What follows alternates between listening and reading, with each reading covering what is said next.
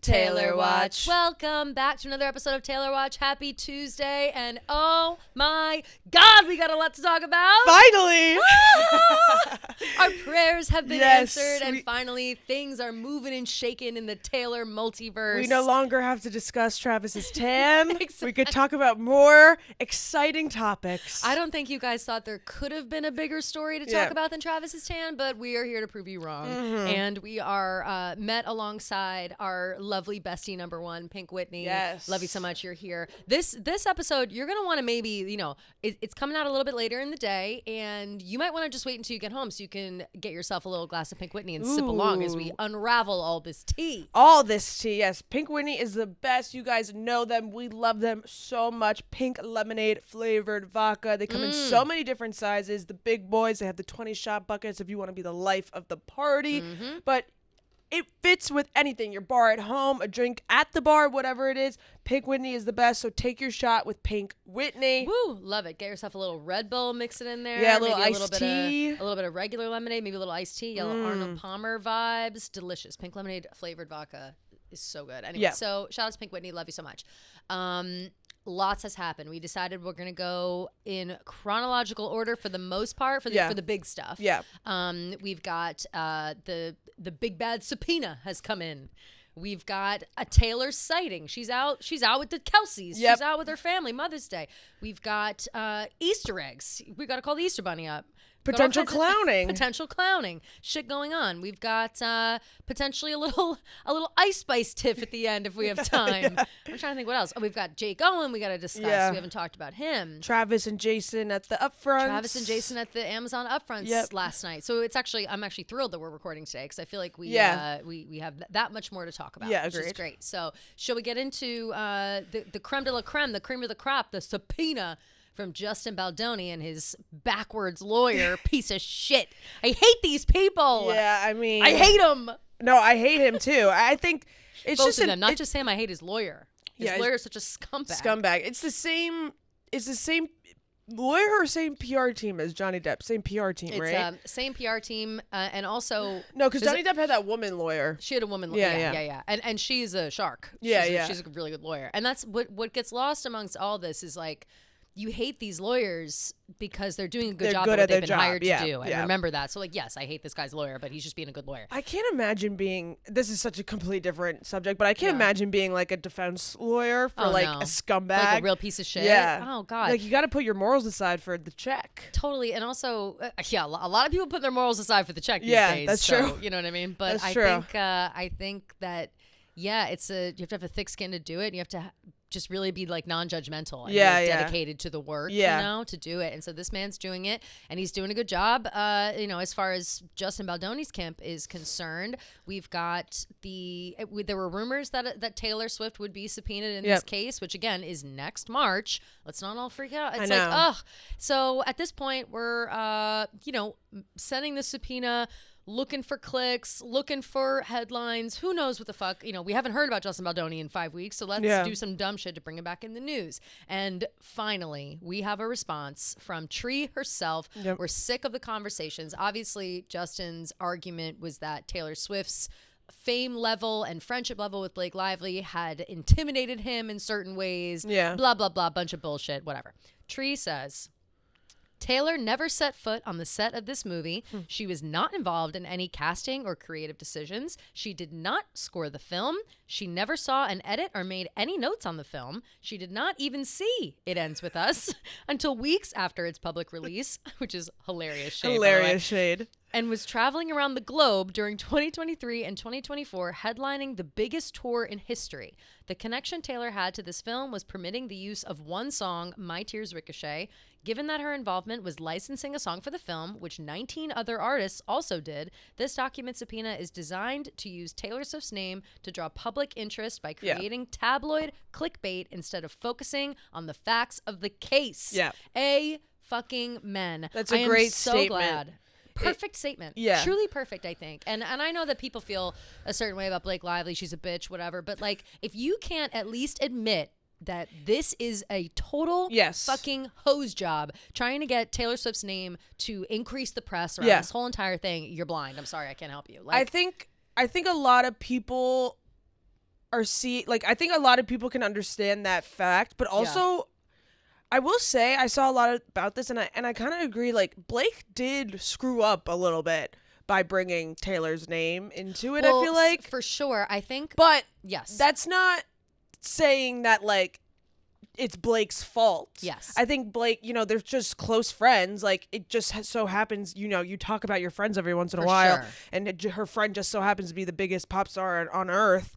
I think bringing her into the conversation was a big mess up by her, but like, how is she supposed to know that it was gonna snowball into this? You know what I mean? Completely. And I think that, yes, I think if I think I saw a clip on Chicks in the Office. Brooks Nader was on Talking with Fran and said something similar, and I agreed with her in the fact that, like, if a friend of mine was embroiled in some legal drama, and all of a sudden I get the call up, I'm a little annoyed. For sure. Fuck, I can't believe I have to do this. Yeah. However, I'm only annoyed because I now have to like go out of my way to do something that I don't feel like doing. I'm not annoyed because I like think that I'm guilty or my friend's guilty. Or whatever. Like, I think some people are kind of they're either using it as an excuse to be like, well, Blake brought her into this, it's her fault. Which again, no, I don't think so. I don't think so either. You're either. Casually talking about your friends. Yeah. I also need to remind everybody that while Blake did act cringe on a lot of those text messages, being cringe is not illegal. So.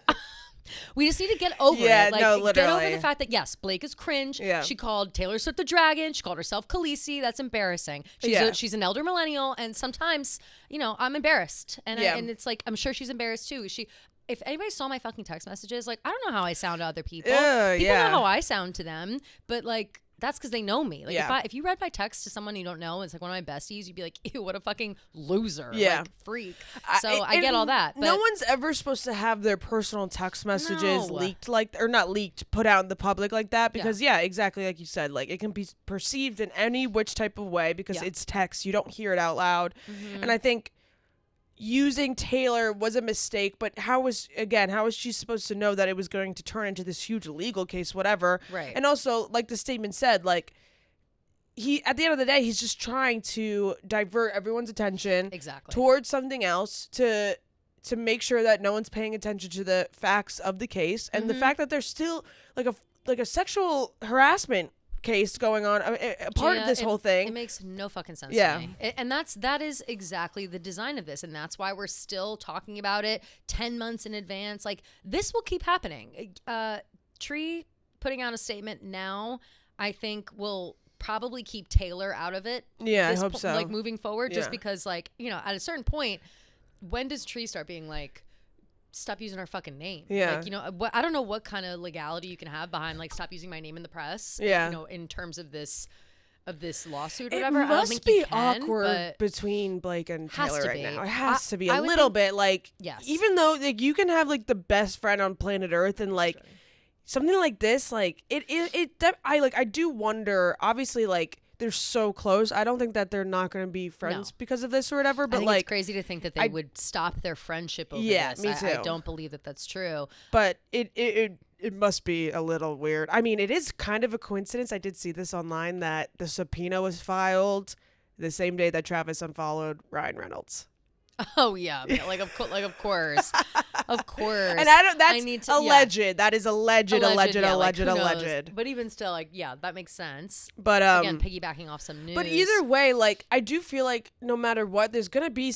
You can't help your feelings. Like, you're gonna feel a little like jaded a little bit, like, oh, like, I have to do this now. Like, for sure, this is really annoying. So I was thinking about it, and like, what if one of my extremely close friends, like, I was thinking like Brittany or something. Brittany's like my oldest friend. Right. 4th grade I've known Brittany, and our lives are intertwined. Our families are friends. Yeah. The whole thing. Yeah. And if something ever happened where she was in a position where that happened to me, I think I would, at this point, after seeing the hate that Blake has gotten, I think I would just feel terrible. I think I'd be like, I'm so sorry you're going through this. Yeah. And yes, this is fucking annoying that now I'm involved. Yeah. But I'm your friend and I have your back and I'll continue to have your back. But yeah, it's annoying as fuck that I have to do this. However, like, I feel I would feel this like overwhelming sympathy for my friend for, you know, sticking her neck out for something she believes in, for, you know, for continuing with this lawsuit, for really trying to make it right, not only for her, but for other people that were allegedly affected in this situation. Like,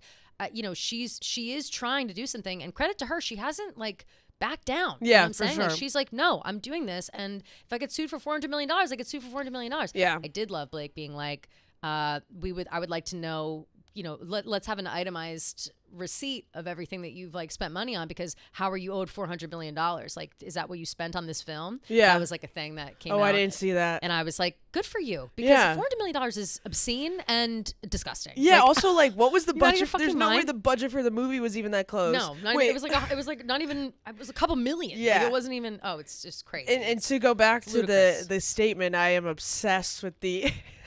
She didn't even see the film until weeks after the release.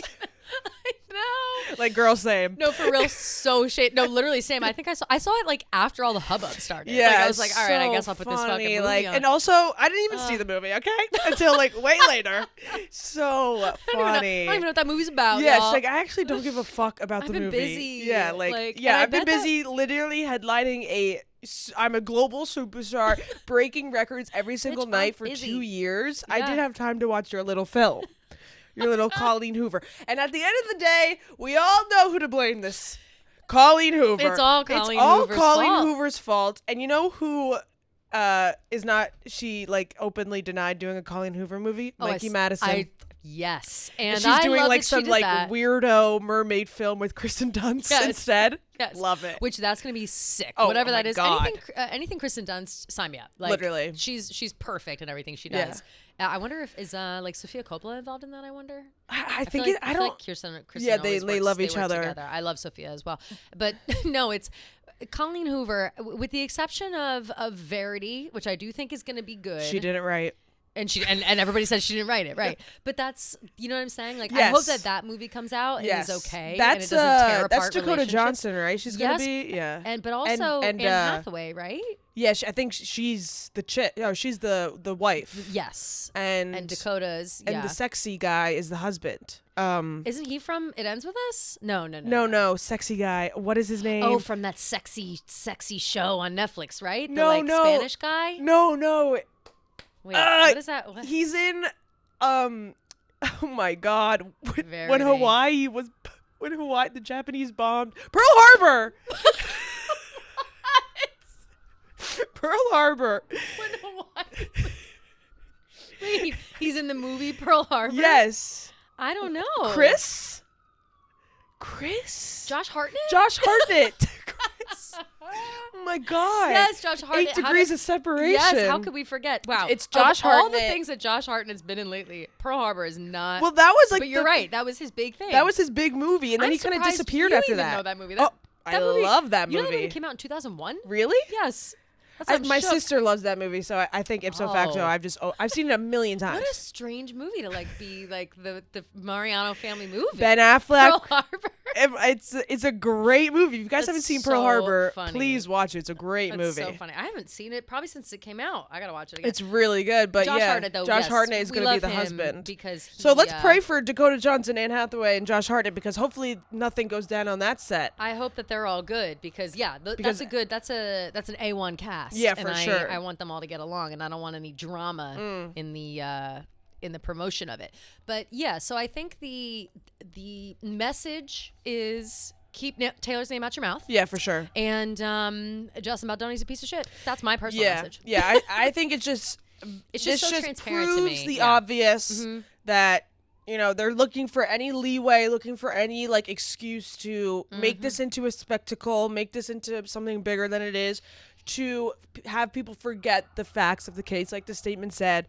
And yeah, it's just obvious because, again, Taylor had literally nothing to do with it. She just like came over for like 5 minutes or something like that. Yep. So yeah, bringing her name into it just further proves that point. And yeah, I just at the end of the day, I feel bad for Taylor. I feel bad for Blake, especially because she's gonna have to deal with this until fucking March of 2026. It's just so much for one like for one person to hold on their shoulders. You know what I mean? Like, and again, she's got a support system. She's rich and famous, and like I understand that nobody wants to feel bad for Blake Lively because everyone says she's a bitch. But just because you're a bitch and just because you're rich and have a hot husband doesn't mean you can't go through shit. Yeah, like, it's just stop with that. I feel like we have this conversation a lot, and this has just been like a narrative in Hollywood forever and ever. I mean, we've seen it with Jennifer Lawrence, Anne Hathaway, whoever it is, Kayla Nicole. Like, all these women just get labeled a bitch because they're assertive, they know what they want, and they see things in a certain way, and that's how they want it to be done. And it's just like, why is an assertive woman a bitch? I feel like it's even the same thing with like Doechii, like her like getting like overstimulated, her having and, like a diva moment for half a second. Like, it doesn't make you a bitch. It doesn't make you like a diva, whatever it is. Like, it just, you have these moments where you're human. I would love for everybody talking shit about these like quote unquote bitchy diva moments, whatever, with this lens of judgment. Yeah. To think about your worst fucking moment. Yeah, right. And then think about it on video for the internet to see. Pop Crave quote tweeting and calling you a diva. Like, think about that and then chill the fuck out because you know you die. If that ever, imagine. Like, I've been in positions where, you know, I'm an easy person to work with to a certain extent when it comes to like stress. Like, I can usually keep the stress down. Yeah. But if my stress goes up, I'll snap on someone and then I apologize. Yes. It's like I'm so mortified that happened. But of course you reach that point. Like, everyone has their breaking point. For sure. You know, and if Doechii's is while she's trying to have a big reveal for her cool outfit, she's got Pharrell. You know, it's a lot to her first live ever up met. To. Yeah. First ever met. She has to make Pharrell look good. It's his debut. Yeah, you know, yeah. Relax. You know, everybody needs to relax. Yeah. But yeah, so I think that I think we can move forward with confidence that Taylor will show up to this court if she even shows up. I don't even know. I don't know what the rules are about like having to show up or not. Like, she might submit a statement or something. Yeah. I don't know if she actually has to go. Subpoena that means like do you have to be a witness? I think yes. Like, I think that. But because I also you were like think involved in the case. Yeah, but I also think depending on your lawyer, we'll have to call some lawyer friends. I have a couple lawyer friends. I'll It's ask. funny because I looked to my search history. I also looked up subpoena meaning 2 weeks ago. A legal written order to compel an individual to give testimony. Right, to compel. Oh, to compel. So it's not. It's they want you to come be a witness. They want you to come do whatever. Okay. So this statement, it's not like you have to come in. No, it's not like a summons. A summons would be like you got to come to court. Okay, got it. But so that statement was definitely in response to the subpoena. I wonder if she will have to submit testimony or submit something. Like, I don't actually think Taylor will have to show up to court. Like, unless, you know, unless she's like, I'm going to support the fuck out of my friend and I'm going to show up. Unless she wants to be like sit on the stand. But I feel like that's unnecessary. No one wants to do that. And also, that in itself is a pretty big spectacle. Yeah. It's just a lot. And you know that whoever this lawyer is on the Baldoni side is going to try to rip her down in her own, personal ways. Yeah. It just, whenever Taylor is involved, it becomes something more than what the issue at hand is, just because she's involved, and they love to like, 1,000% turn it into something it's not. For sure. So so that's just something we'll again we'll have to keep our eyes on for the next fucking year and a half. Like, ridiculous. Okay, or like less, I guess a little less 10 than months, a year right? now. What is it? May? Yeah. 10 months. Fucking Ridiculous. ridiculous. Absolutely. It is. Yeah. Absurd. It really is. It's crazy. Anyway, so let's move on from these trolls. And from this point on, I would say for the next 45 minutes of the podcast, noses are on. Yep. At least my nose is on. So is mine, honestly. Amazing. Yeah. Good. So we're clowning equally. I don't even really know what I'm clowning for, but I'm clowning about something. No one knows what they're clowning for, but we're clowning about something. Yeah. And the clowning started happening a little bit when we got our first proof of life from Taylor this past weekend on Mother's Day Sunday out at a cutie little restaurant in Philly. I don't know the name of it. It was called like Taruso or Tallulah or something. Taluso. I think you're right. It was like Tallulah. I think it was like Tallulah or like I think it was like a combination of Tallulah and like Russo, like Toulouse something. Toulouse. It was maybe it was Toulouse. Maybe? Yeah, maybe. A cutie little spot. Yes. A Mother's Day brunch complete with the Kelces. We've got Jason, Kylie, the babies are there. Donna's there. I heard a rumor Andrew was there, but I didn't lay eyes on him myself. Kylie's parents were there too. Kylie's parents are there. Kylie's dad, monster. Huge. He's taller than Travis. But I think that we knew that. Didn't we? Didn't she say something along the lines once? Maybe I saw a clip of her saying that. I because I remember being like, it doesn't surprise me. Holy mama. He's also okay, Dad. Yeah, okay, Dad. Okay, Kylie's dad. Okay, Mr. I don't know what Kelsey's maiden name name is. Yeah, I know. What is? Let me look it up. No idea. Mr. What's his last? Mr. Kylie. Kelce maiden name.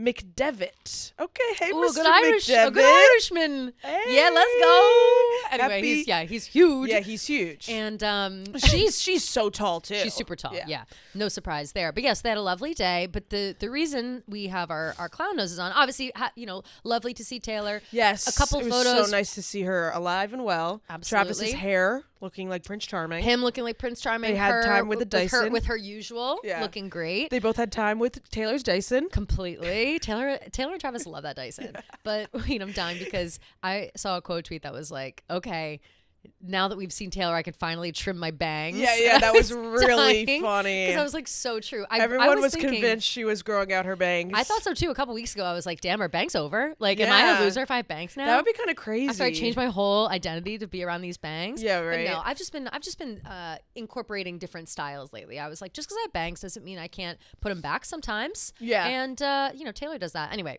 side note. So on the aside, Gia, we are coming so close to my Beyonce concert. So jealous. Yes. Are you going yet? I don't know. Hopefully with Game Time. I was saying you gotta go.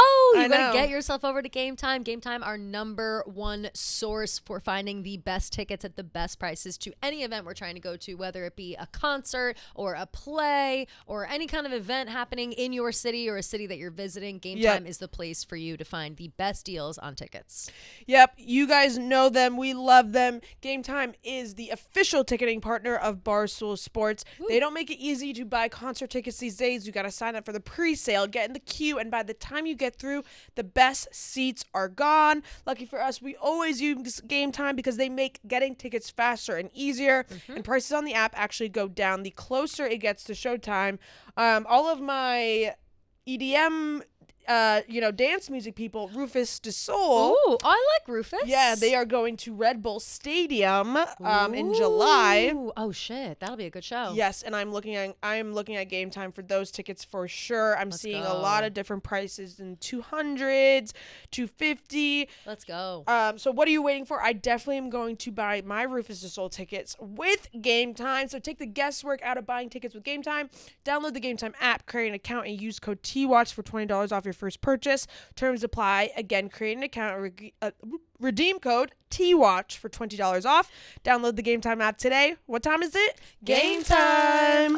I think that she, showing up and having a lovely day. People took some photos, which, I don't want to say we're frowning upon or mad about the photos because we obviously wanted to see the fucking photos. We're thrilled to see them. But it is, it's one of those things. I know. I got so excited. I just immediately posted, and then an hour later I was like, I feel bad for posting that. But then I was like, I don't know. It was the first picture of her in a while. I know. And it wasn't like it was bad or whatever. There were a few other ones where I was like, okay, I feel like we shouldn't be there was one with Kylie holding the baby and they're all sitting at the table together. I was like, okay, those seemed a little bit those were a little too much to post. Mm-hmm. But I couldn't help myself. I'm sorry. I really couldn't. It's just, it's just nice to see her and to see Travis, and they're all having a good, lovely family day. I feel like when, obviously in this instance, there's certain things that should be kept private with their lunch and everything. But going to a public restaurant like that, I feel like she, when she wants to be seen or when she wants, she'll make it. Well, she'll expect to be. You know what I mean? At a place like that, it's there's going to be somebody there who might snap a photo of you. Right, whatever. Right. If she didn't want to be seen, she would have been let's go to a place the where back private door. room in the back, yeah. nobody sees me. Right. So it's kind of like a who cares, but also, no harm, no foul as long as nobody's weird about it. Just don't be weird about it. That's all. Right. But the reason we are starting our clowning at this point is because Mother's Day, we have to go back in time. Little Twilight Zone. Back in time to 2017 when Taylor had been seen around the Super Bowl and then hadn't been seen again until Mother's Day. And this, of course, is right on the edge of the initial announcement / release of Reputation Taylor's version. So we're like, okay, we're following a similar pattern. We saw her at the Super Bowl. We're seeing her on Mother's Day. Interesting stuff. So people are talking about that. All of a sudden, store.taylorswift.com switches up, and we have 4 categories now that you can go on. It's apparel, merch, accessories, and sale. Yes. Which is a strange, it makes sense for the website, but to the untrained eye, you might not recognize that this is an Easter egg. La la la. This correction literally doesn't matter, but it was music. Oh fuck, sorry. Yeah. What did I say? Merch? Merch. Because I was like, apparel merch. I thought it was merch as well. But right, that doesn't make any sense for it to be apparel and merch. AMAs. Stands for AMAs, which are May 26th. Yep. And so now there was that, the AMAs. There was the countdown. You know what? That countdown on Taylor Nation kind of did count down to like the website change. Yeah, it did. So Taylor Nation was doing like a... 4 years since this, 3 years since this. Like, it was a pretty clear countdown to something. Yeah. And we didn't really know what we were counting down to. Everybody was kind of clowning on Saturday, being like, what's going to drop? Yep. Everyone's talking about, oh, by the way, happy 1 year anniversary of us being in Paris. Oh my God. It was this past weekend. I know. Oh, so I fun. know. And it was a lovely, like, what a time, obviously. Best time ever. But they were doing a lot of reminiscing about the first few shows that had the Tortured Poets Department section. Yeah. Was, of course, Night 1 of Paris was the debut of the Tortured Poets section of the Eras Tour. And then so throughout the weekend, they were kind of posting milestones and different things and kind of looping it in with this countdown. We didn't know what it was for. And now we know AMAs, May 26th, and also certain items. Yeah. 12 items, right? 12 items were 26% off. The 26th is when the AMAs are. 12. Yep. TS12. Right. On the official store. And also Taylor Nation had a tweet like about the AMAs, and they spelled out AMAs in like a secret message. Yes. Oh yeah, that's right. The secret message. I forgot about that. Where they like capitalized a couple like random letters to spell AMAs. A couple theories. So something's happening at the AMAs. Something's happening at the AMAs. We don't know what. Someone tweeted 12 stones in her earrings at the Grammys. It was her idea. Her saying, "See you next era" in the Eras Tour book. The 12 Ds on her Instagram story. And now 12 items are 26% off on her store. And the new update on her website, which also was saying AMAs. And let's not forget the AMAs are on May 26th. Yes. Oop, oop, oop, oop. And that's the Monday after. That's literally Memorial Day. Yeah. Right? So here are some of my thoughts. I think that the obvious clown is TS12 because of all the 12s, right? And I think that that's maybe what they want us to think.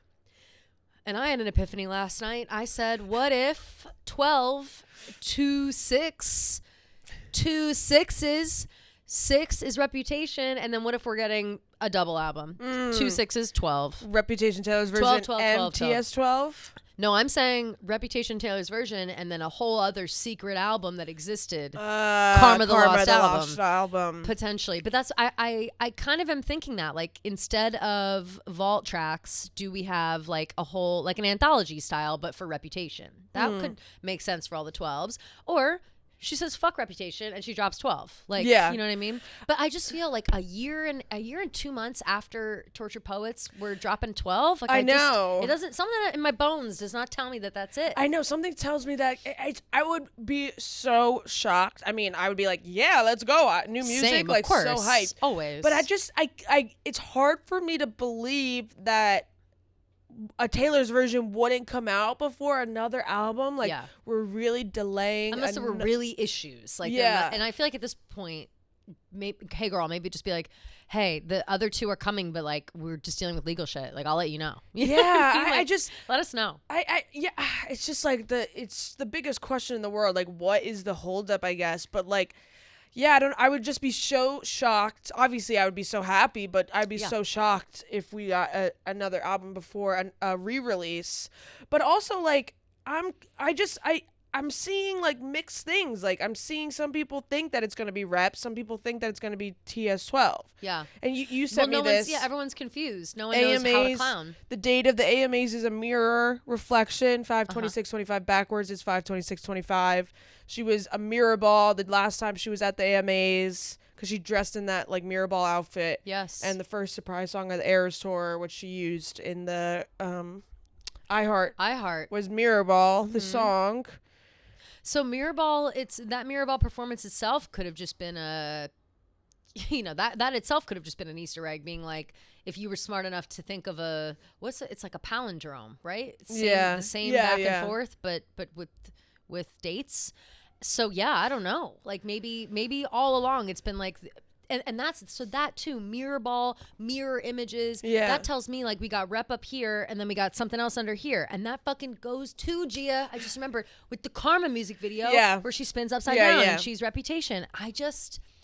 There's got to be something here. There's something. It's, there's a little piece of me. Yeah, I always see, like, the realistic people online, too. They're like, oh, like, Taylor Nation just likes to hype up award shows, whatever. Of course they do. Yeah. But I don't know. I just feel like at this point, it just, to delay the re-releases any longer, it just doesn't make sense to me. Agreed. Like, from a fan perspective, I don't know, maybe she just has a complete different perspective on it. Like, these are her two, like, I don't know, most cherished albums or something. Like, she wants to really, like, make sure it's the right time, right place. Sure, yeah. But, like, I just feel like now, if the time, it's about to be summer, like, I feel like Rep TV, like, it's the time. And even debut, too. Like, if she wants to drop debut instead, like, I'm more than happy with that as well. Like, I Country. feel like, yeah. What if it's Rep and debut same fucking time? You know what I'm saying? Like, what if that's the two, Right. But also, then what about the 6?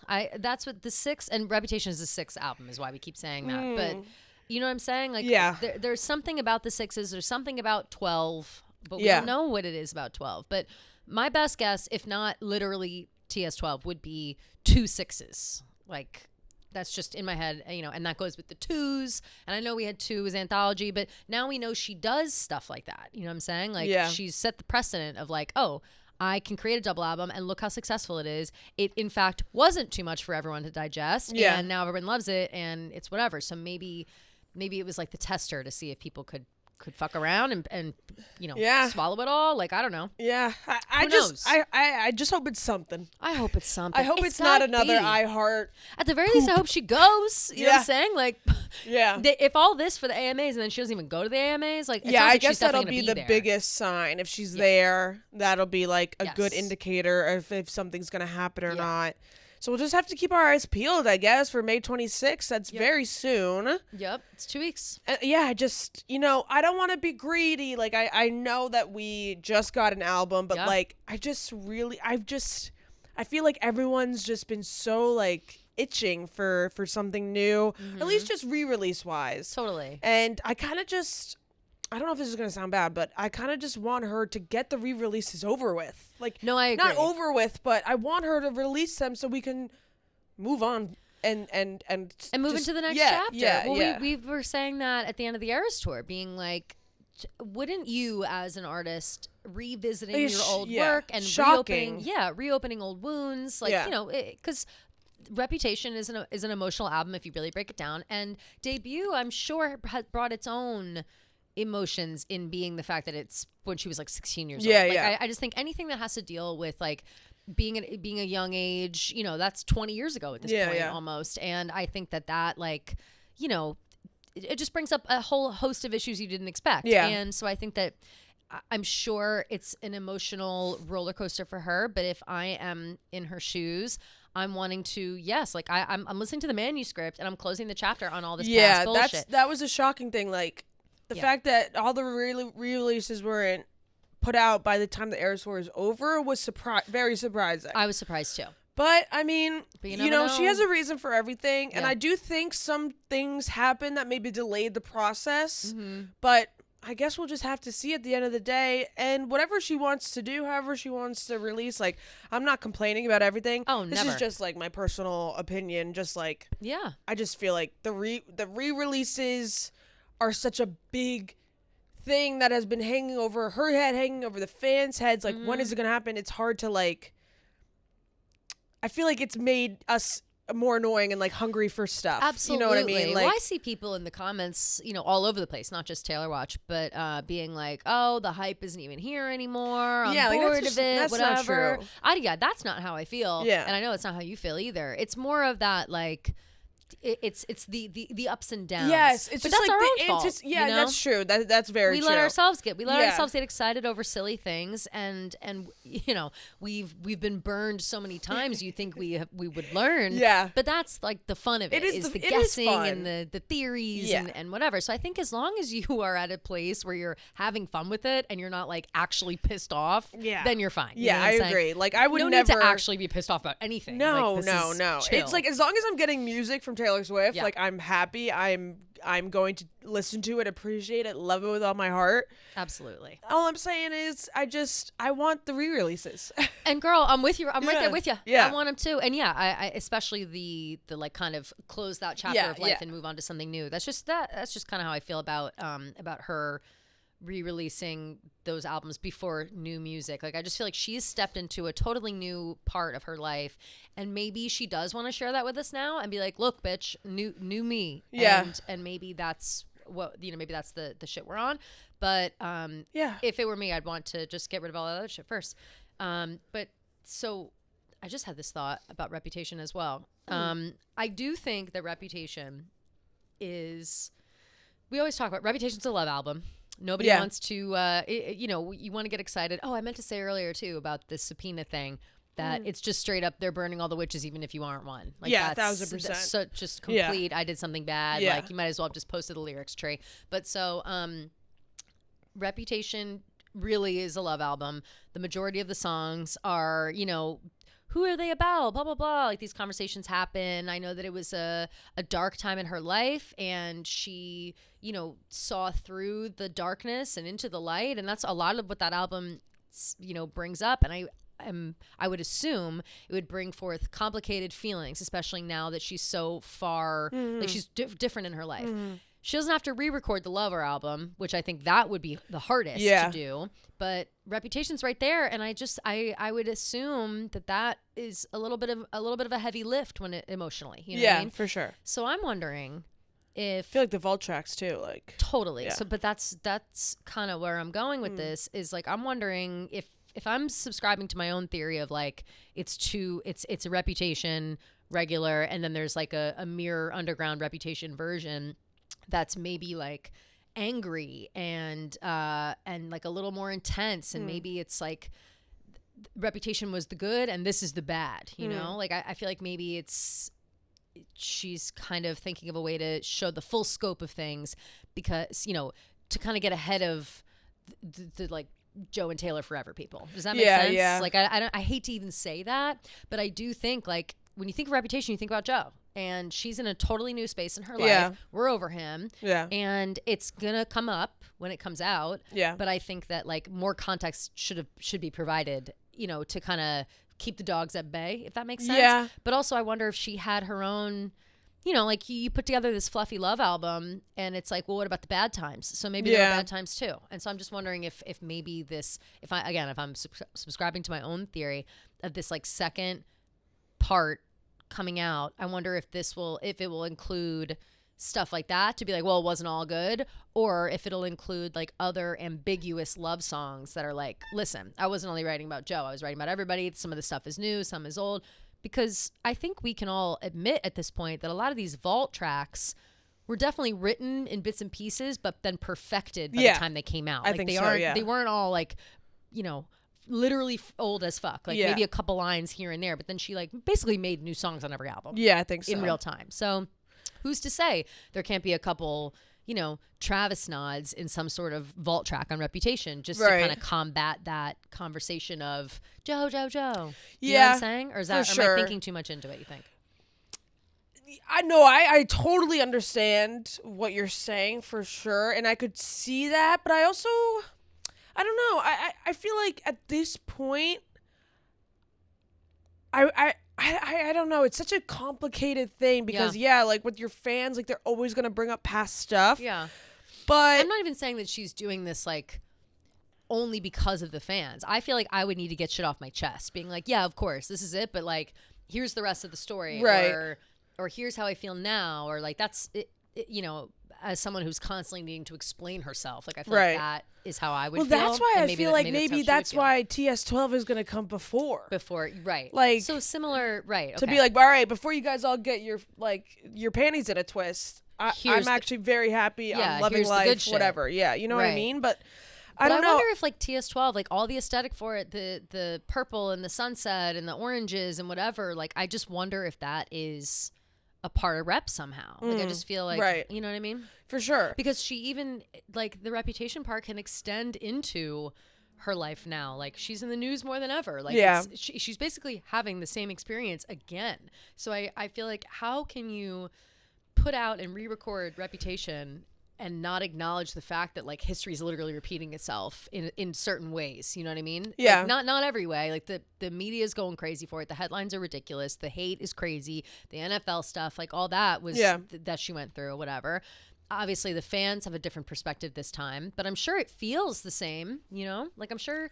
Yeah, to a certain extent, for sure. All hate feels like hate, yeah, you know? for sure.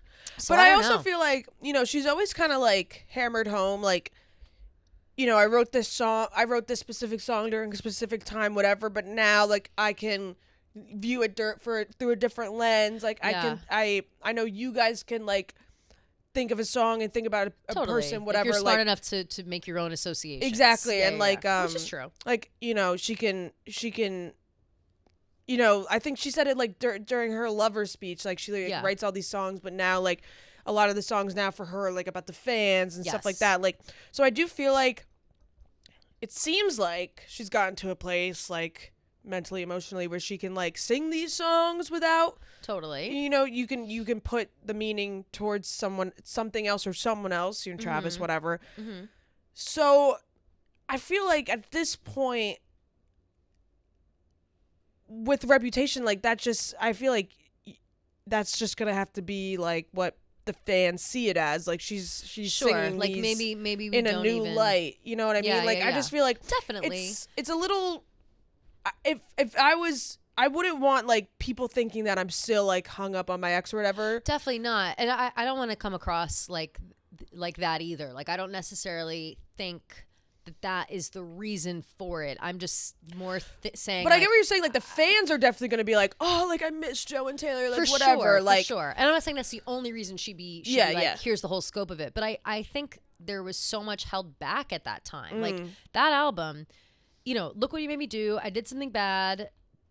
And I'm, that's pretty much it in terms of like ready for fuck you. Ready for it. Kinda like, were those like rebirth, fuck it, I'm here this songs. Is why Can't Have Nice Things. And but in my head, I'm like, there have to be more like this. You know what I'm saying? Like, because the rest of the album really is like, lollipops and rainbows a little bit. And so if you, like for the amount of like shit that she got at the time, I would just think that there would have been more like that. Right. You know what I'm saying? Yeah, no, like angry. Yeah. I think the vault tracks will definitely broaden the scope of her feelings during that time 100%. For sure. Which may include like other issues, in the relationship or out of the relationship, whatever. Like, I'm just curious.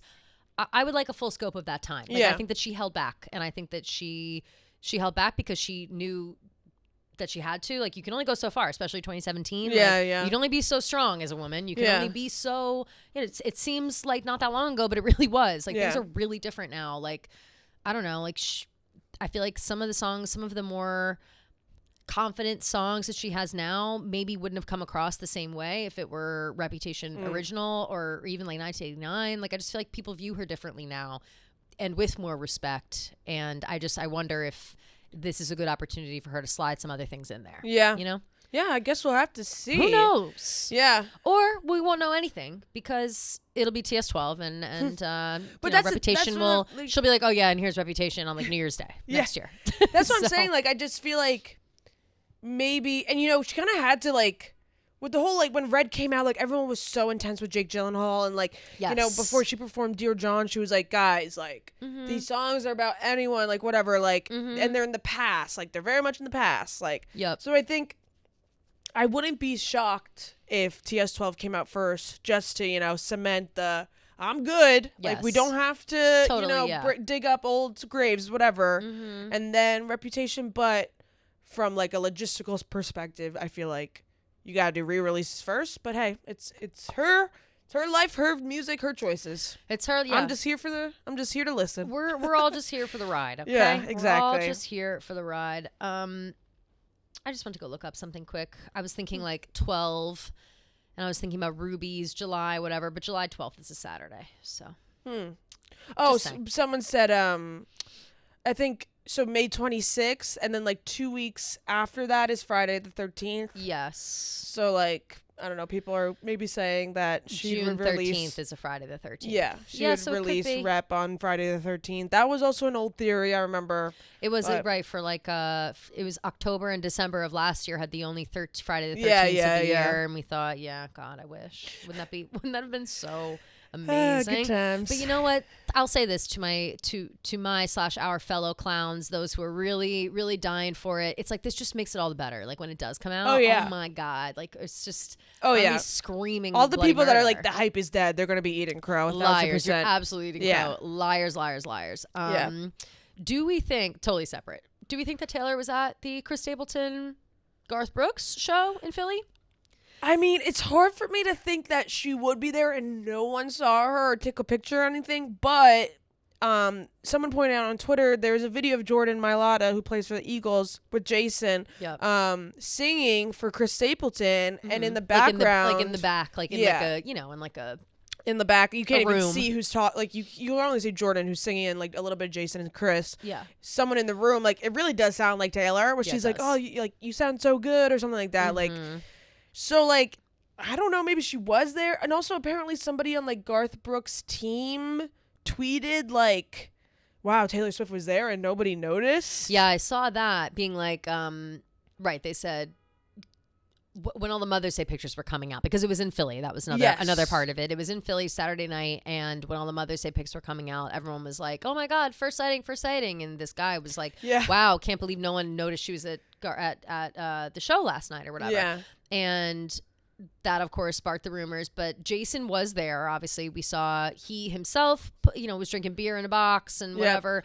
And it's hard to believe that she would have been at a concert and nobody saw. Maybe she was wearing like a wig and a hat. Could have been, like, for real. Like how is she? No idea. Well, it's like dark. I don't know. Concerts are dark. Like, and if you're up in one of those booths, but she would have had to be like so far back. Like she couldn't even go over to the edge. Yeah, like, people would have seen. That's what makes it hard for me to believe. Or maybe she was watching backstage or something like that. Totally. You know what I mean? Yeah. But it does in that really. Case, it's like, what's the point? Like, that kind of sucks. It really does sound like her in that video. Mm-hmm. It totally does. And there's that, you sound really good, and then there was like an, oh my God. Yeah. It just sounds just like her. But again, like, is that because we're listening for her and like trying to make it sound like her? Right. We're like, so who knows?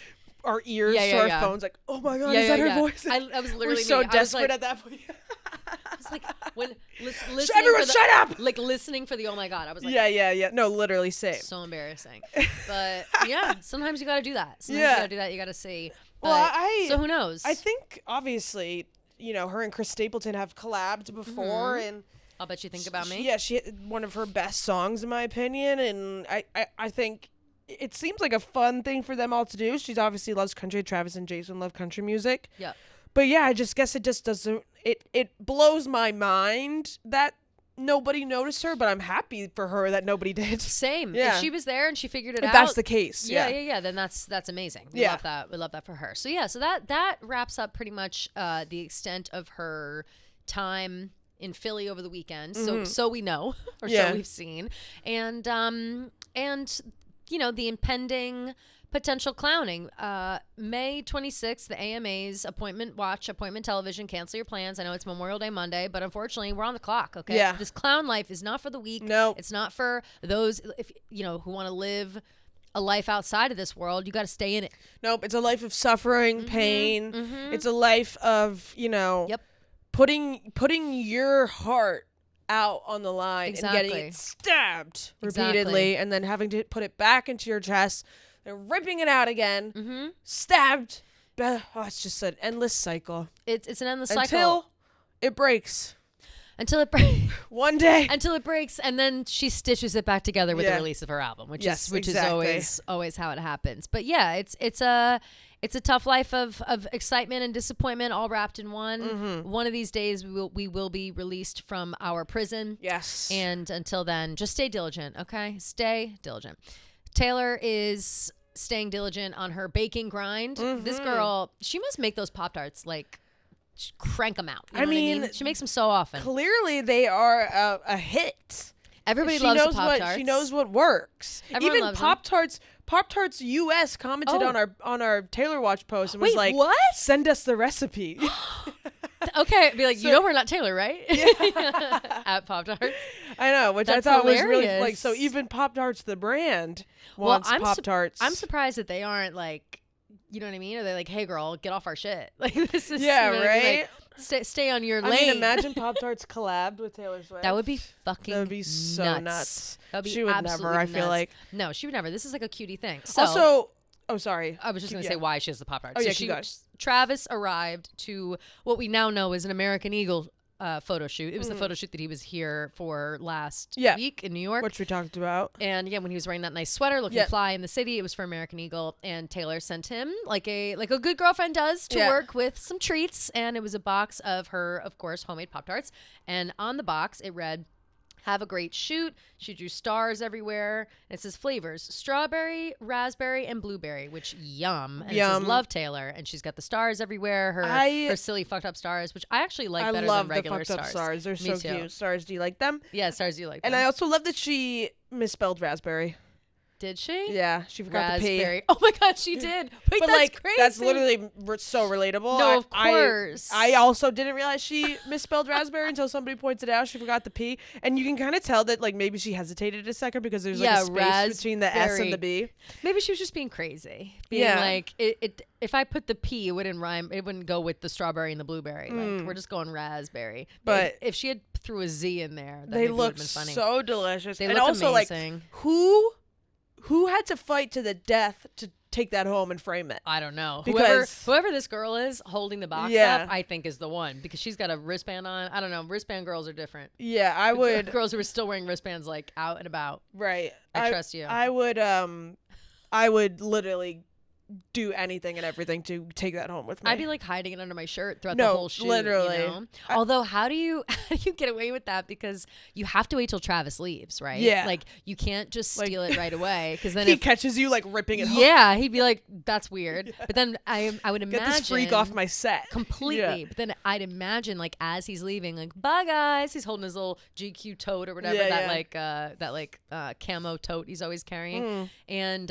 he's like, "Catch you later," and then you imagine like everyone kind of looks at each other and then just like runs over the thing, like punching. Yeah, that's what I would imagine happened with that. If anyone knows what happened to that box top, I would love to know. You can submit anonymously if you so choose. I feel like honestly, I wouldn't even care if Travis caught me. I'd be like, listen, Travis, like. You know the drill. Don't judge me. Yeah, you know the drill. Like you do the same. Yeah, you do the same. Like, sorry, I love her and I'm a fan. Sorry, I want this. Yeah, you know? Gia, I think we can officially call it. Spring is here. I can say that. Spring is here. Spring has sprung. Spring has sprung. The April showers did bring May flowers. It's also bringing May showers as well. But the May flowers are here. They're in full bloom. I'm in my apartment, especially all this past weekend. I am doing a full spring refresh. I am cleaning everything out. I'm doing all I can to make it, get rid of all the dust, get rid of the cold corners of winter and bring in the light Put the of sweaters spring and away, summer. bring in the dresses away, change them all out on the hangers, do whatever I need to do. And while I'm doing all this, in between, I'm taking breaks and I'm laying in my bed. Of course. But you know why? Because it's so cozy.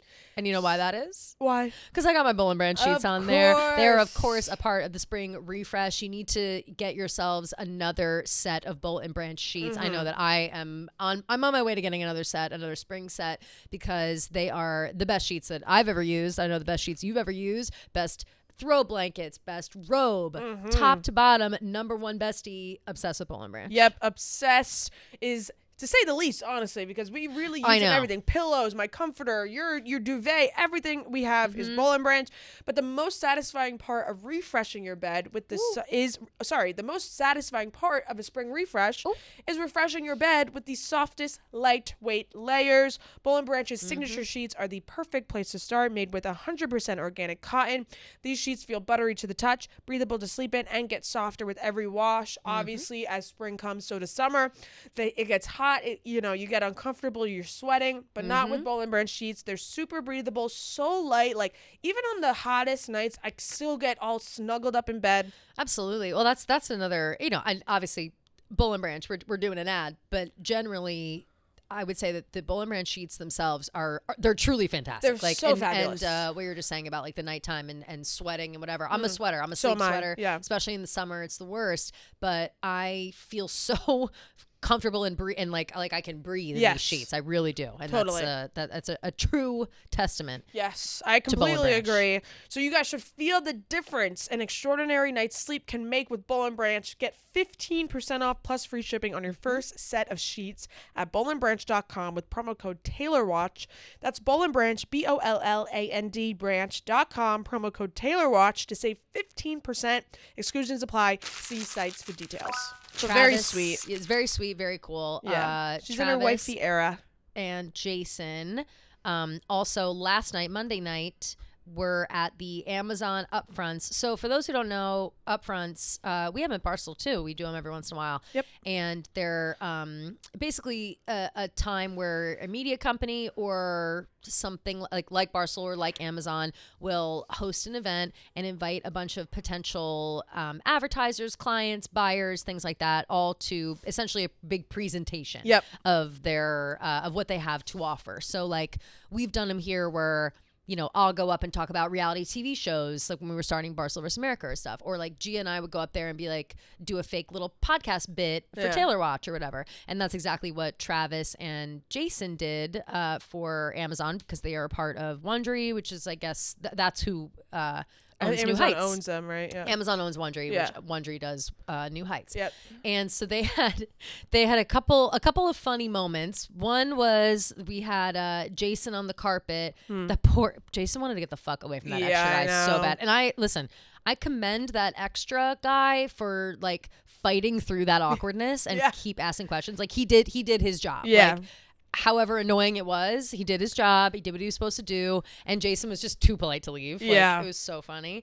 But some of what he said, I'm trying to think of stuff that he was saying. He's very well informed when it comes to like the podcast world and all that stuff. And he's very proud of the show, talking about guests that they're really looking forward to. He said that a guest that he and Travis both really want is Neil deGrasse Tyson. Oh, I love that. I love that too. I said, that's amazing. They're like, he might be number one on our list for like the both of us. I feel like they could totally get him so easily. Right? Well, Jason said in like, he's so good at being humble about it all, because the interviewer asked like, what guests, like what's your dream guest or whatever, and he was like, well, Travis and I honestly have been lucky enough to have like unbelievable guests. Like we've had nothing but good guests, and the only guests we hope to have are ones that are willing to come and talk to us and do whatever. Like he was just a really good diplomatic answer, which I was like, man, this A+ in media training, like whatever seminar they all had to sit through, like they really retained that shit. He also just like, Jason has always like had such a good head on his shoulders. He's smart. Like he's super smart. He's always been very respectful. Sorry that I'm so surprised. It's just like, the football of it all. No, for sure.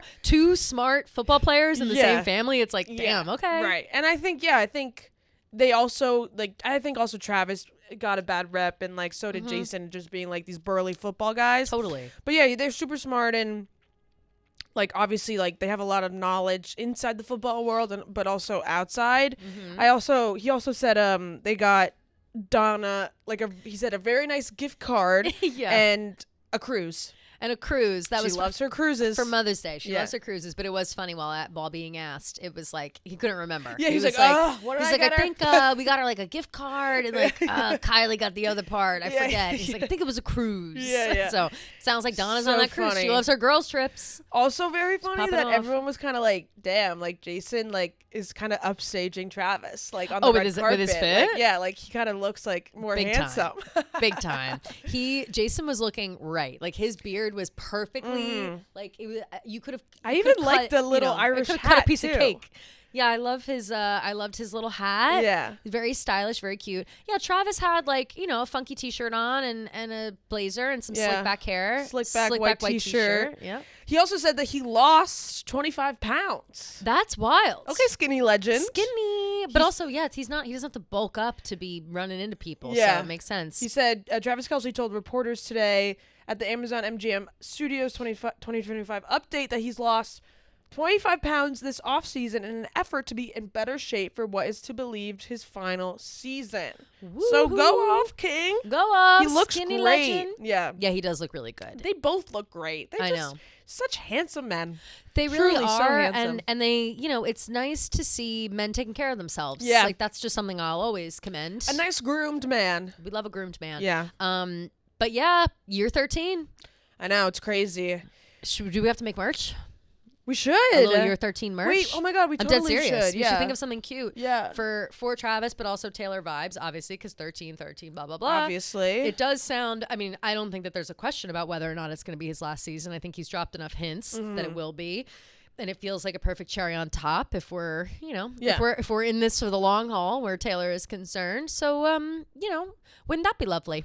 Very lovely. Very happy for them. That's something we'll have to worry about in August when the season starts back up. Yeah. But yeah, so they're really crushing it. Oh, and then so the upfront started and I watched. Did you watch their like presentation? I didn't. So they come out like it was honestly very cute and like worth watching if you're interested in that kind of stuff. Like it's very corporate vibe, but they we're all in this like conference room or whatever, the lights are off. It's literally a big like show essentially. And up on the big screen, it's Travis and Jason doing like a podcast bit, basically the intro to New Heights. Yeah. And they're like, oh, let's get into some new news. And they're like, new news. They do the whole thing. Yeah. But they're talking about like Amazon and whatever. Oh, okay. And then they're like, you know what, Trav, I think we can just explain it better if we just go out and talk to him. Yeah. And then they like, it fades and then they walk out on stage. Oh, I love that. And it's cool. And Jason's like, rattling off his facts. Like they must have practiced so many times. Like it was so well put together by the both of them. Travis talked about, he kind of gave the intro to the show and also the fact that he does the hosting for, Are You Smarter Than a Celebrity? Also on Amazon. Like it was just a big like Amazon night. Right. And they just crushed it. They did a great job, I thought. Both of them on the carpet did a good job in work. It's just fun to see, people doing different things that you wouldn't expect. Yeah, like they're exactly. both football guys and they've seamlessly transitioned into media. Travis is still playing, but he's building a whole nother life. And so, Jason does the whole like NFL Network stuff, like right. the Monday Night Football. Mm-hmm. Yeah, they are so good on camera. Like it's actually shocking how good they are. But I think also like they're so charismatic and funny and they just don't even seem nervous. Yeah, like they're such professionals. Yeah, like it's wild. So yeah, if you're interested in that, go watch it because it is it's interesting to see a different side of them. Yeah, but yeah, so they crushed it, doing great. Love them. Love New Heights. I wore a New Heights hat to get my nails done the other day. Ooh. And the girl next to me was like, I love your hat. Oh, cute. And I was like, oh, thanks. Yeah. And we didn't discuss more after that. But in my head, I was like, she's got to be a Swiftie, right? Like, yeah, she can't totally. be like, is this just a 92%er here? Maybe. Like, she's just no a relation. Huge Chiefs fan or something. Yeah, maybe a big Eagles fan or something. Loves these people. Yeah. But yeah, so okay, so I think that's pretty much the whole weekend plus Monday. Other things that happened over the weekend that were Taylor adjacent / pretty much directly to do with Taylor. Jake Owen. Yes. Jake Owen, we're talking about him again. Daddy Jake Owen. My mom even texted me about that, being really? I went to a Jake Owen concert once. It was insane. I was like, you did? I didn't even know that. She was like, I was early days, I think. I was like, he's so cute. She was like, beyond, He's so cute. He's so handsome. So first we see, this happened a couple weeks ago now, like 3 weeks ago, probably at this point, maybe a month. Jake Owen went to his daughter's school. I assume either like a music day or a bring your dad to work day, or like where you like show off your job or whatever. Completely comes in, he plays Blank Space on the guitar for all the kids, someone and they were like, so hyped. Yeah, someone was like, imagine like getting asked to come perform for all your daughter's friends, but they make you perform Taylor Swift and not your own songs, which is so funny. It's so hilarious. But the daughter was so cute and she seemed so happy. She was up there like, yeah. you She's know. like, that's my dad. It was really cool. Yeah. Really cool, really fun. Love him for that. And then, of course, it brought back up or stirred back up the conversation about how Sparks Fly may or may not be written from the Speak Now album. Yeah. May or may not be written about Jake Owen. And I think he's all but confirmed that it certainly is because he revealed, he said, well, she sent it to me in advance, so take that as so you will. Funny. He was doing like a Q&A on his Instagram story, and somebody asked, like, is it true that Taylor Swift wrote Sparks Fly about you? And he posted a screenshot of the email that Taylor sent him in 2007, which obviously with like the email blanked out, whatever. Yeah. It's so crazy. Someone was like, this is like writing a fanfic about somebody and then sending it to them. It's like crazy. A level of crazy I aspire to be. It's really sweet. It's so cute. Like, yeah, for sure. Clearly she like, I mean, how could you not be enamored by him? She would have been, depending on the time of year, she would have been 18. 17, 18. Yeah. Maybe almost 19, depending on the time of year. Yeah. So like, and how could you not be so head over heels over Jake Owen? You know what I mean? 2007, Jake Owen was the number one guy. Like, so hot. I think that's when. Well, I'm trying to think when Barefoot Blue Jean Night came out. I was thinking about that too. That might have been 09. That one, I think that low-key might have been a little later though. Whoa, we never gonna grow up. Whoa, never gonna slow down. 2011, wow. Okay, yeah. We were shining like lighters in the dark in the middle of a rock show. Whoa, we were doing it right. Whoa, we were coming alive. Whoa, yeah, caught up in the southern summer Barefoot Blue Jean Night. I was great song. Literally chills. This brings me directly back to college. Yeah, that makes sense. Yeah. For 2011. But it's actually, you know what? I think my friend's sister is in one of his music videos, and I don't know cool. which one it is. It might be Barefoot Blue Jean Night. But he's with some other girl in here.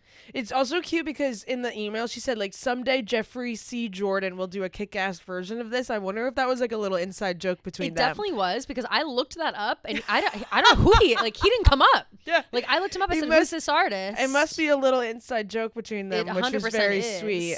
100%. That's so funny. Like, it's very sweet. I think it was very cute, and like obviously I can appreciate that Jake Owen, you know, he's like obviously married with children or whatever. Yeah. It's still like you can have a little fun with it. Absolutely you can. And I think that everyone needs to this is the perfect example. Like, this is the best case scenario, like Taylor Lautner vibes. You know what I mean? For like sure. Taylor Lautner, that was a sweet song. We like him. He's a good ex. Yeah. Jake Owen never really like dated. No. Good guy. It just seemed like she was really like, I mean, she opened for him. I think that was the thing. She opened for him, and then they like performed in a bar in Portland together, and then like the hidden message in Sparks Fly was like Portland, Oregon, or something like that. Yes. They all connected. So it's just very sweet. I can't find which song my friend's sister is in, but I'll have to ask her because I thought it was Barefoot Blue Jean Night, but there's some other girl in there, and I know that she was like the love interest, so who knows? Anyway, regardless, I think that I think this is just a really fun thing. I think I'll never listen to Sparks Fly the same way again. I know. I'll always think about him now. It kind of makes me like smiley though, it's because really sweet. He's just so cute. Yeah. And I'm sure they had like if she felt inspired by him to write that song without like literally anything and then sent it to him and their friends or whatever, like that's what an honor. You know? Like, and just what a sweet song. Love that very song. Sweet song. Hit me with those green eyes, baby, as the lights go down. Give you something that'll haunt me when you're not around. 'Cause I see sparks fly whenever you smile. Oh, smile. I think we said this in the clip that I posted when we posted about the Jake Owen thing, but like super underrated song, one of her best songs, one of her like cutest songs. Yes. And yeah, I mean, if I was the inspiration behind a song like that, I would never stop talking about it. Me neither. I'd bring it up every chance I could. 1,000%. Very, very cute. It's all very sweet. Sweet stuff. Yeah. And yeah, so we love him. He's also friend of the Foreplay guys, I think. I don't know if they're still friendly, but they, years ago when they were first starting out, Jake Owen was like always with them doing golf stuff. Oh, cute. So I don't know what he's up to now. Okay. He's performing at his daughter's school. Golfing. Yeah. Who knows? But still looking hot as fuck. Yeah. And still hot. Boots on the ground Trent said that he is just as handsome in person. So I'd probably write Sparks Fly about him too. Oh, me too. Oh my God. Next up in Strong Women, we have Camila, a dancer of Taylor Swift's from the Eras Tour. Yes. Earning her college degree. Slay baddie. Go girl. And the reason we're bringing it up, obviously, great. Love that. Love someone getting a college degree and working hard. But apparently she was working on her degree the entire time they were on the Eras Tour. So crazy. So imagine like you're working towards a college degree while you're performing on the fucking Eras Tour. I could barely get my college degree without doing anything during the day. I could barely wake up and get to class. Yeah, and exactly. These girls are Eras Tour at night. You know, so impressive. Learning business ethics and from in the middle of the Berklee day. College of Music. Yeah, that's fucking crazy. So crazy. Are you nuts? So crazy. So major congratulations to her. That was just an exciting story that came across. Yeah, Taylor's backup dancer. Camila earned. She's also a Starlight too. No, she's not the backup dancer. She's a Starlight. What does Starlight mean? Her backup singer. Oh, I'm or the sorry. Starlights. Oh my God, that's right. Wow, I completely forgot this. Yeah. Okay. So that makes sense then for music. Yes. Berklee music. Yes, Yeah. Okay. So apologies. Backup singer. Got it. But yeah, slay for her. How very exciting. I mean, I can't even. So impressive. Like seriously, and she should be so proud of herself. Yes, she should. We love that. We love women in STEM. We didn't talk about this when we were talking about topics, but I feel like maybe we should touch upon it. Oh. Speaking of not impressive, Kayla Nicole and the dog thing. Bro, oh my God, I thank you for bringing this up. I meant to add it last this morning because here's what I want to say about this, Gia.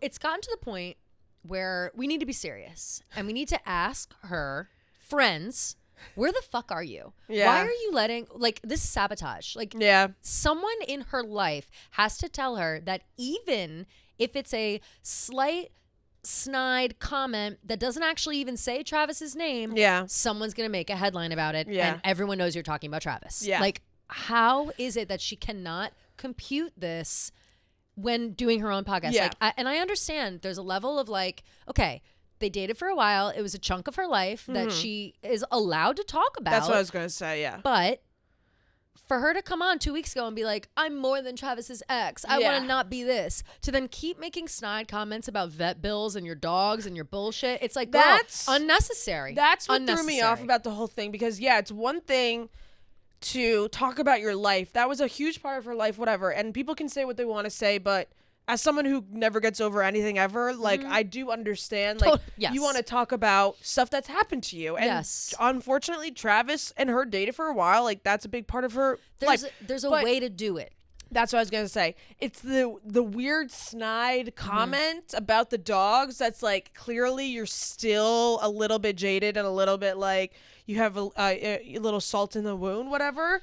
And it's just, like, you know, she's talking about, she goes, how did you, getting, they were talking about, like, splitting up pets on the podcast. Yes, which again, why are we, like, who thought to bring this topic up when Kayla, it's her own podcast, right? Yeah, she was like, why are we talking about a specific instance that happened to her in real time about, and it's directly has to do with Travis. 2 weeks after the fact, she said, please stop talking about me with Travis. In the and same she breath. like, she posted about like how she got like, she would always get like separation anxiety from her children, like after they broke up. Her children, aka her dogs. Yeah. So she would like post about how she got separation anxiety. So like she clearly maybe Travis was like, okay, then like just have the dogs if you want them so bad. Right. So she got both dogs, and then she like made this comment about like how like she's like, oh, like I got both dogs and like I have to pay their vet bills, like all this stuff. She's like, I had a $4,000 vet bill. $2,000. Oh, I thought it was which is like, if you, first off, you have to know that that's the responsibility that you have to take when you are taking in a pet, no matter what kind of pet it is. You're going to have, and like, why don't you have pet insurance first off? And no matter how many, like, no matter how many pets you have, like you're going to have to be why do you think I don't have a pet? Yeah. I'm very nervous They're expensive as fuck. Those expenses. And you have to be able to take into account that there's going to be medical bills or the fact that there may be medical bills that are expensive. And $2,000, yes, that's a lot of money, but for a medical bill, for like a vet bill, that sometimes that's like the bare minimum, standard, which sucks. And it's like, that shouldn't be the way at all, but that's just the case that it is. Yeah. So to make like this weird snide comment about having to like pay your dog's medical bills, like, okay, same with everyone on the fucking planet Earth that has a pet. It's so, and it's this just is weird, again, weird shade to throw for no reason. Completely. And this is where people are steering her wrong. And I had tweeted this. I was like, help this girl, we're her friends. And people were saying that her friends like egg it on. And I don't listen to Kayla Nicole's podcast. Yeah, I don't listen to any. The only time I ever think or see about Kayla Nicole is when she's in the fucking news because she's talking about Travis Kelce. Like I never see her otherwise. And I wish her the best in whatever career she wants to do.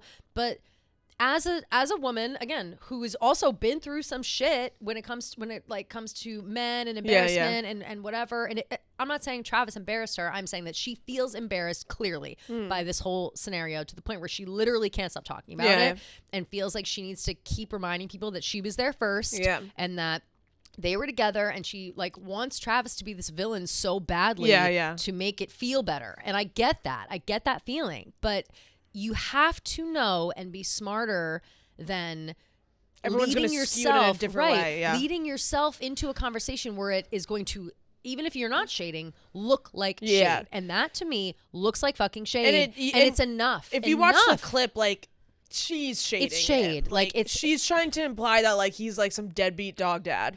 And it's like, just like, off. Like you're the one tweeting about how you have like separation anxiety. Like he did like the bigger person thing, and he's like, you're not gonna co-parent fucking dogs. Like it's just that gets messy. Yeah, it's like you still have to be in contact, whatever, and that's just not like obviously not what he wanted. So he's like, take the dogs. Yes. Probably was pretty hard for him to give up 2 dogs that he loved, and then for her to be like, I have to pay a $2,000 medical. Girl, get out! Get out! What? I'm looking up why right are we now. complaining about $2,000 medical bill? Like, yeah, that fucking sucks, but like, imagine someone that isn't in your position, like, you know, she's clearly making money doing whatever. Like, imagine like a normal American person getting a $2,000 medical bill. Like, that fucks up your life. Like, I just don't understand complaining about something that you kind of had to know was a part of becoming a parent of a pet. Completely. It's irresponsible. It's not, or not complaining. Sorry, should I say not complaining, but like throwing shade about doing something. Completely. That like is expected of you as a pet parent. Completely. So as a reminder that they dated on and off for 5 years. Yeah, like that's a long time. Which is a long time. And so I'm just looking up. Travis Kelce and Kayla Nicole dated for approximately 5 years, from 2017 to 2022, with some periods of off again, on again status. They reportedly broke up in 2022. So again, like, you know, it's a big part of your life. It's back and forth. It's this, that, whatever. And I understand how old. And she's what? She's my age, I think. Let's see how old she is. Because, let's see. Age. She's 33, so she's a year younger than me. And so during this time in her life, she's in her mid to late 20s. Yeah. She is essentially a nobody, no offense. She's dating a superstar, the best tight end in the league, during the peak of one of the peaks of his career. And she thinks, I'm fucking set for life. Yeah. You know what I'm saying? And then to not be able to figure that out, to be broken up with, and then your boyfriend goes and dates the most famous woman in the world, the most beloved woman in the world in some circles. Like, you know, yes, I understand that's hard. But if you're too bitter to even have a regular conversation, and you can't help yourself but to slide that in, then you got to take more time off. Like, you clearly are not ready to have a stage, you know? Like, you know what I'm saying? Like, and I'm not saying don't talk about your life. Don't talk about this. Don't talk about that. Don't have a podcast, whatever. But I think that you need to have that self-awareness. It's like, all right, if I cannot get through a single podcast episode without fucking mentioning my ex-boyfriend from 3 years ago, then I got to figure some shit out. Or I need to restructure this podcast to showcase me more. Like, so people will talk about me. Yeah. As much as she wants everybody to talk about her, then make it so. You know what I'm saying? Like, do stuff for yourself. Don't drag in Angel Reese to, you know, bring up your bullshit. Don't drag in all these other people who are encouraging her to quote unquote speak on this when there's nothing to speak on. You got dumped. I'm sorry. You didn't appreciate the man you had either. Clearly you didn't work it out. And then now you're salty. Like, I just, I don't have sympathy anymore. And I want to have sympathy for this woman because clearly she has no friends that are telling her to get her shit together. Like, that's crazy. My friends by now would have been like, girl, you're embarrassing yourself. You are embarrassing yourself. It's humiliating. Really. Yeah. It is. It's a weird position to be in, I feel like. Because, I don't know. As Kayla Nicole? Yeah. Just like, I don't know. It's definitely weird. I agree with you 1,000%. Yes. I just feel like it's hard not to talk about certain things without talking about, like, an ex, whatever. But at this point, I think she has to realize that everything she says is going to be a headline, and then it's going to be skewed into this thing. You just gotta, you know, be coy about it and move on. You know what I mean? Like, say whatever you want. Say it in a way that it sounds like it's your story and not a shared story with Travis Kelce. Yeah. Like, she just does everything she can to loop him in. Like, she could have been like, I have 2 dogs who I love so much, and I just got a crazy vet bill. I can't believe it. She doesn't, like, even the topic of shared custody with dogs, how do you deal with that? That is so specific to her. Yeah. Why is that a topic on your podcast, Kayla Nicole? Like, why? Yeah. Right now, at this point, so you could bring up Travis again? Yeah. Like, literally 2 weeks ago, you said, I don't want to be talk about Travis anymore. Like, she controls the show. She edits the show. She can say, hey, I don't want to bring this up. Was it her podcast? That's what everybody was saying. I actually don't even know. People were saying it was her pod. Yeah. Let me see. But maybe I'm wrong about that. Either way, I think it's at the point where Kayla Nicole can definitely say, hey, I'd rather steer away from this conversation right now. It's not like it's going to be forever. Or like you can answer the question in like a very, you know, straight answer. A diplomatic way. And move on. You know she what needs I mean? She needs that fucking media training like the Kelce's got. It was she her. Needs it. You're right. It was her podcast. Her own pod. Yeah, so that's what I'm saying. Like, I lose sympathy when I find these things out because it's not like she got gotcha'd on some other podcast and they're making her look bad. Kind of like Angel Reese's pod. I think that when she went on Angel's podcast, I think Angel set her up to look like shit. Yeah. And I think that she did look like shit, but I do like, and I saw more clips of that, and I really do think that she tried to avoid those conversations. Angel egged her on for sure. Angel screwed her over. Yeah. But I'm saying like nobody else is helping her out of it though. Yeah. You know, and I wish someone would. Or I wish that she would have a moment where she's like, I just need to be, and that sucks. Like, that is also part of this. It sucks so bad that she has to tiptoe around memories of her own life and things that have happened to her. But if she really wants to turn over a new leaf and create this, you know, social career on her own, she has to rely on herself. She can't just dip back into the Travis Kelce bag whenever she needs a couple of extra views. Yeah, you know, it's agreed. Like, it's starting to get gluttonous. You know what I mean? It's like, all right, we get it. You're clout chasing. Like, yeah. I don't want to say you're clout chasing off your ex-boyfriend, but you are at this point, you know? Yeah. If you're leaving it in your own fucking show. Yeah, for sure. Oh my God, Kayla Nicole. Yeah. It's just sad. I do feel bad for her to a certain extent, but me my too. sympathy really is dwindling. I'm in the same boat in that case for sure. Completely. Last but not least, I wanted to bring this up only because I just thought it was hilarious drama going on. I don't know if we have any RuPaul Drag Race fans in our listeners, which amazing show. Like, if great show. One of my favorite shows ever. And I owe it all to my brother. My brother is a massive fan of RuPaul's Drag Race and is like diligent in his watching, knows all the queens, like knows everything. And this past week, right now they're in the middle of this like big all-star season. It's like the biggest all-star season RuPaul's ever done, they say. And they brought back a queen named Phoenix, and she, you know, put on a performance, and Ice Spice was there as a guest judge. Yeah. Friend of the program, Ice Spice. And so she, I will say this, Ice Spice's delivery always is like, the very tone monotone. is never, she never has the right tone. Like, I just think that that's her tone. Like, that's how she talks, you know? And that's how she raps. That's her thing. So this Queen Phoenix is rumored to be very, you know, loud, confident, rambunctious, you know, whatever.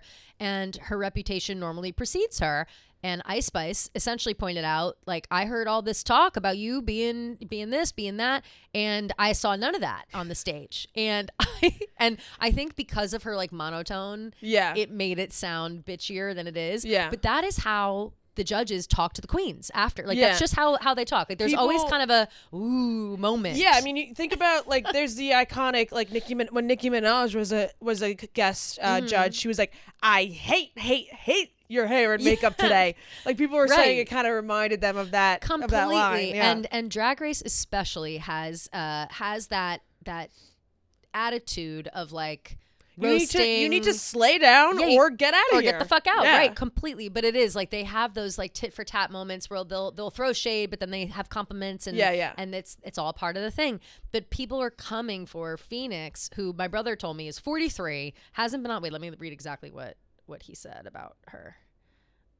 He said he thinks that Ice was definitely told to throw a little shade. He thinks that there's no way that she just like came up with that on her own, and that she wasn't wrong, that Phoenix didn't wow anyone, was pretty subdued for the challenge, but people are taking it too seriously and being really mean to Phoenix. Phoenix is like a 43-year-old drag queen, hasn't been on since season 3. Poor lady is what he said. So I was like, and again, he's the expert. Well, yeah, I'll say this. I felt like if you can't take the heat, get out of the kitchen. But that's what people are saying. But Phoenix's response is he's like I'm throwing shade back. Like that, that's sure. how he's like, I'm not going to take. Right. What else are you going to say? You know? Yeah. I guess. If you're going to throw shade, I'm going to throw shade back. But like, I didn't really think she said anything like that crazy for him to be like, this girl who made one song about shitting and farting. Like, you think true, but I think that's counts? where we run drag into race, you know what exactly. I mean? Yeah. Like that's where we run into like when drag stuff gets mainstream, people get confused. You know what I mean? Like that level of bitchiness is expected. Like that's if this queen is not that bitchy, then I don't. You know what I mean? Then who cares? Yeah, I'll read Phoenix's response. He posted on his story. She said, also, I appreciate the love from everyone about the Ice Spice comment. I'll comment more and tell the funny part about this later. But trust me when I say my 25 years of experience and decades of contributing to my community is what makes me an icon, not 3 minutes on a TV show. That being said, I'm perfectly fine not getting icon validation from someone whose fame has come from one song about shitting and farting.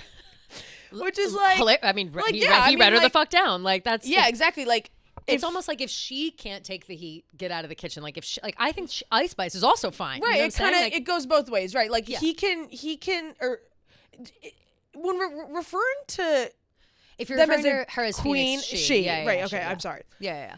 She can take that judgment from Ice Spice and pass it on, or she can get offended by it, whatever. But clearly she doesn't care. She's like, this person, I don't care if they think I'm an icon or not. She said, "Who is this bitch?" Yeah, exactly. And that's think funny. She's 43 years old. Yeah, hasn't been on since season 3. I think we're on like season fucking 30. But then you could take it from Ice Spice's perspective, be like, I was honest with what I felt. She can take it the way that she did, and if she doesn't feel like I'm worthy of giving her like whatever she needs, validation, whatever she needs, then okay. Like I'm saying my opinion, she can say hers. I think that they both were completely fine. I think that like. What I said was fine and definitely not out of the ordinary or even that mean at all. No, I didn't think it was that mean at all. And I think Phoenix's response is exactly what you'd expect from like a queen who just got read to filth. Like, where it's like, fuck this bitch. Like her song's about shitting and farting. Like whatever. Like, that's what they would say. You know what I mean? Like I'm just not shocked at all. But I feel like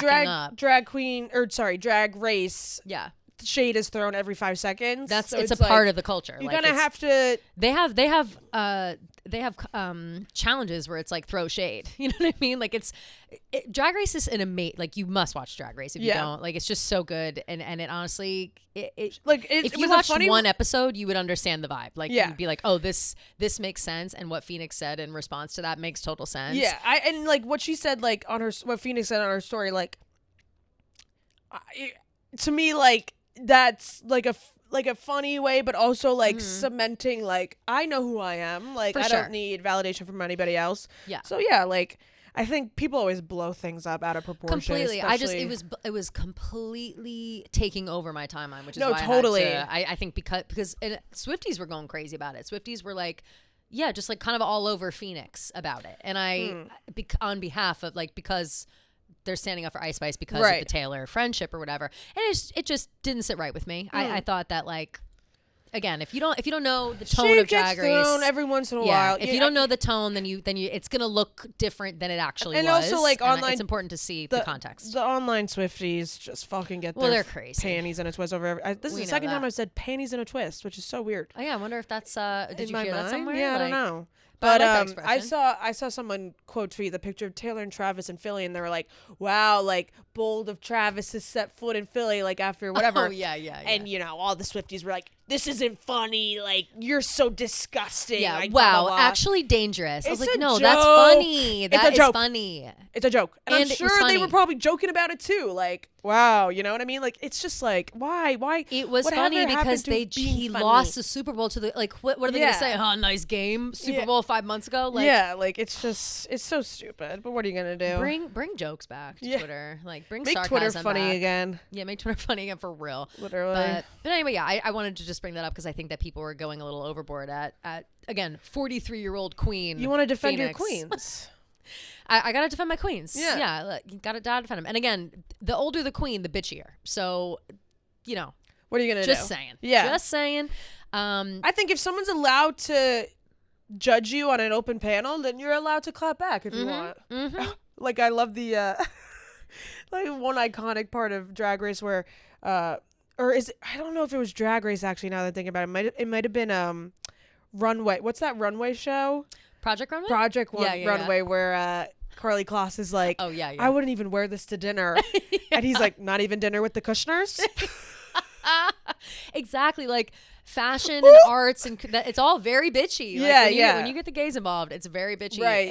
They're gonna throw shade in a hilarious way. Yeah. Like, it's just and that is that culture. It's like, always that's like the vibe. It's always shade that makes you go, oh yeah oh yeah. And then but that is the only reaction you have to have is oh, and then you move on. Yeah, like, exactly. It's not that serious. It's never that serious. But I highly recommend Drag that. Race. Also, sorry, this is such a topic that does not matter, but when Law Roach saw oh my God. Anna Sawai's outfit Yes. on the red carpet, he's like, oh, he literally went, oh, she's wearing the same outfit. That was so fucking funny. Right, when Law Roach is getting interviewed by like E! News or something, and Anna Sawai, who everybody remembers is wearing the same outfit as Zendaya, showed up to the Met Gala in it. He looks over like, his face, like he was mortified, mortified. And then he said something like, He's I'm like, glad we got here first. Good thing she came early. Yeah. So funny. But yeah, sometimes you just gotta and move on. I would love to hear more about that drama. I know. Because again, we talked about it a little bit, I think, but Anna Wintour allegedly sees what everyone's wearing ahead of time. Yeah. So she should have caught this. Is Anna losing her fastball? Maybe Anna just wanted some drama. Oh my God! And nobody tell her I said that. Oh my God! Even as a joke. Imagine. She hates jokes. Yeah. She hates jokes. Anna Wintour would love Twitter. She hates jokes. Yeah, exactly. Yeah. New Twitter. She loves new Twitter. But yeah, so that Law Roach moment was hilarious. Yeah. And yeah, so whatever. Drag Race moving forward. The Kelce's doing great. Taylor's doing great. We're clowning. Fuck Chelsea and Baldoni. Yep. What else? I think that's it. I think that's it. We've been going for a bit. Yeah. There was a lot to pack in. We saved our homework for Thursday's episode. We're gonna do the I think last week we promised the breakdown of the playlists finally. Oh yeah. That's this our week homework we'll do this week for sure. And then I know we have other homework stacked up, so we'll release it, slowly. Yep. And so we're gonna do the breakdown of the songs in the different playlists that Taylor made, the denial, acceptance, during Torture Poets. That's exciting. Maybe while we're oh my God, something's going on outside. So much noise outside. So much noise. Maybe while we do that, we'll reminisce a little on our time in Paris, the Torture Poets the show part of it, how we felt about that. And if you would like to call in about either of those topics or about anything we talked about today, we would love to chat about it. The number is 347-450-0723. 347-450-0723. You can go ahead and leave a voicemail on that number, or you can text it if you're feeling shy. You can also send us a message to our Taylor Watch Instagram. Please follow it. Follow all of our accounts. Subscribe to our YouTube, etc., etc. Keep an eye peeled as well for our stories tomorrow afternoon, Wednesday, for our rapid fire questions. Yes. So if you didn't get your call in on time, you still have a chance. So keep your eyeballs peeled. And until Thursday, we will catch you later. Love you guys.